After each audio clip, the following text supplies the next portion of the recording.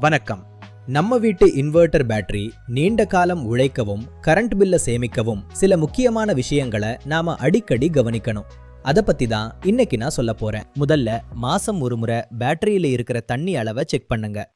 அதுல இருக்கிற மினிமம் மற்றும் மேக்சிமம் அளவுகளுக்கு நடுவுல தண்ணி இருக்கணும். முக்கியமா பேட்டரிக்கு டிஸ்டில்டு வாட்டர் மட்டும் தான் பயன்படுத்தணும். ரெண்டாவதா, பேட்டரியோட கனெக்ஷன் கொடுக்கிற அந்த டெர்மினல்கள்ல வெள்ளை நிறத்துல உப்பு படிஞ்சிருக்கும். அதை சுடுதண்ணி மற்றும் ஒரு பிரஷ் பயன்படுத்தி சுத்தம் செய்யுங்க. அப்புறம் அந்த போல்டு மற்றும் நட்டுகள் டைட்டா இருக்காங்கிறத உறுதி செஞ்சுக்கோங்க. சுத்தம் செஞ்சதுக்கு அப்புறம் டெர்மினல்கள்ல கொஞ்சமா பெட்ரோலியம் ஜெல்லி தடவி விடுங்க. பேட்டரியை எப்பவும் டிஸ்சார்ஜ் ஆன நிலையிலேயே விட்டுடாதீங்க.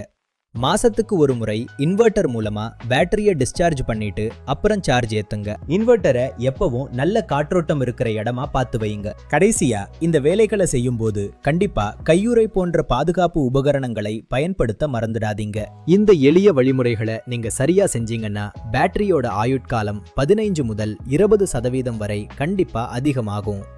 நன்றி.